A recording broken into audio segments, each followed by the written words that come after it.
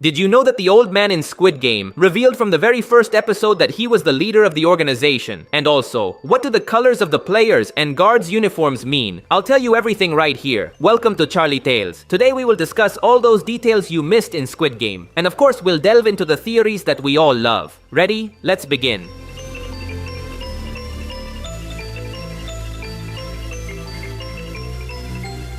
The series director, Hwang Dong-hyuk, revealed that he dressed the participants in green gym clothes because it reminded him of what Korean middle school students wore when he was young. And he chose pink for the soldiers' uniforms because pink is the opposite of green on the color wheel, making it easy to distinguish soldiers from players at first glance. According to the series, Squid Game initially seems like a recent event. However, in episode 4, the detective snoops around the island's records, and for brief moments, we see player files from 1998.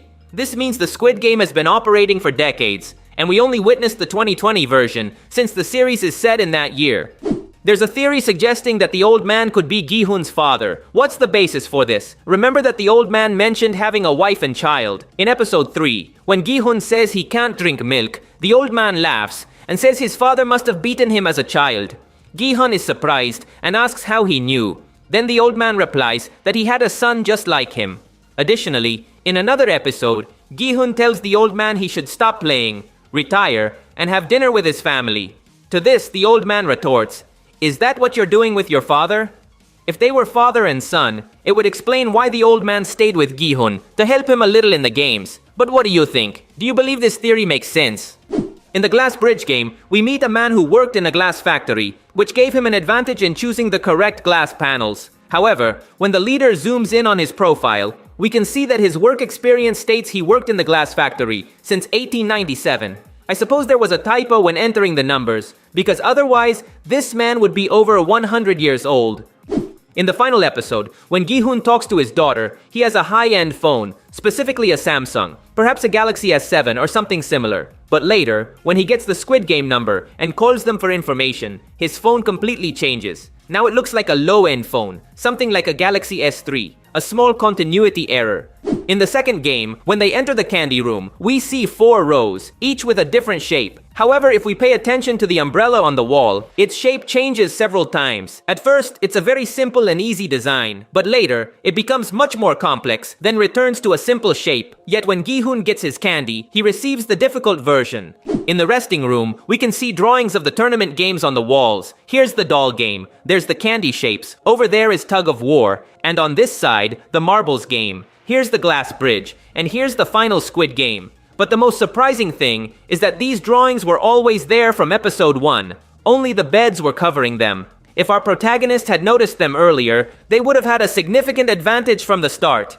In episode 3, when Gi-hun is eating with his friends, we see him put the spoon in the bowl and eat nothing but air. It seems the actor thought it wouldn't be noticeable on camera, but we caught it.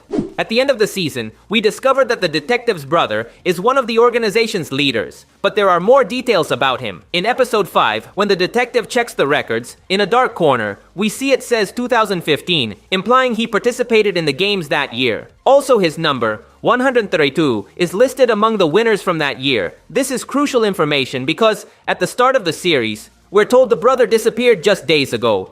But in reality, he had been working in Squid Game for years. It's just that his absence was only recently noticed. There's a fascinating theory suggesting that during the recruitment game, those who chose the blue paper became players, while those who chose the red paper were selected as guards.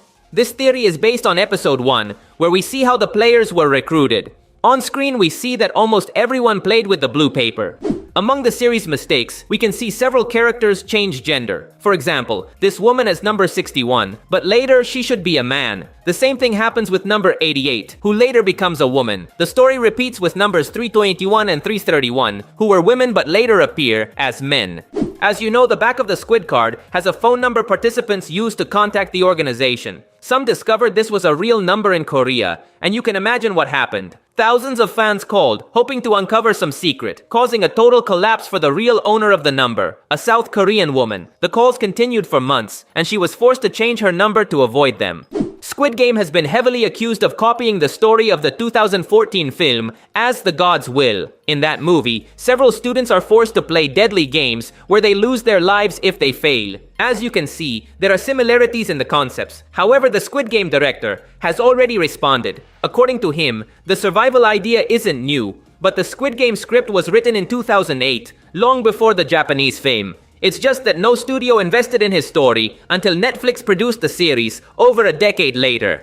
Another interesting theory about the guards suggests that each soldier monitors one player, and when the players are eliminated, the guards leave the island. This theory is based on the guards having numbered rooms that correspond to the player they observe. In the final game, this is more evident because we see no guards left with Gi-hun and Sang-woo. Only one guard directs the game. If we consider this theory, the old man would be exclusively monitored by the leader. When the detective searches the island's secret files, we notice a document that should say top secret. However, it says top skirt instead.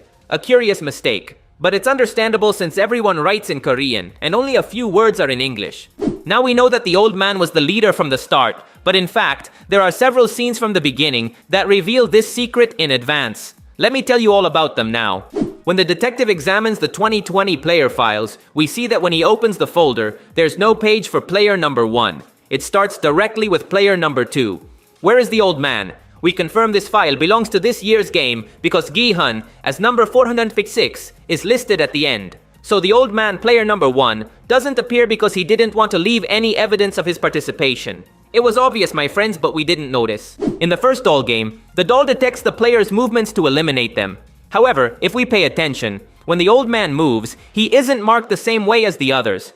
This could indicate that the doll was programmed to recognize and ignore him to avoid shooting him. Additionally, the woman near him is also ignored by the doll. This makes sense because if she were shot, the old man could be killed by collateral damage. When Gi-hun defeats the old man in the marble game, the old man walks away heartbroken, supposedly being shot. However, in this wider shot, we can see the old man's body isn't there. The other losers' bodies are on the ground, but not the old man's. He should have been here after being shot, but he isn't because obviously he left. During the player massacre in the dark, the old man literally disappears and is the only one who remains safe. He only reappears at the end, shouting to stop the game, and the leader obeys him. This supports the theory that the leader was exclusively tasked with protecting the old man.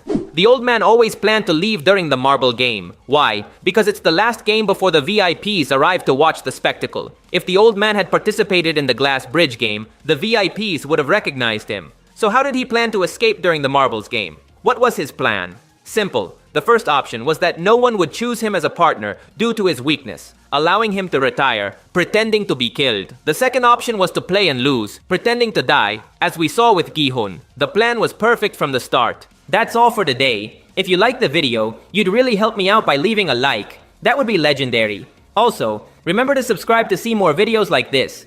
Thanks for listening. My name is Charlie, and I'll see you in the future.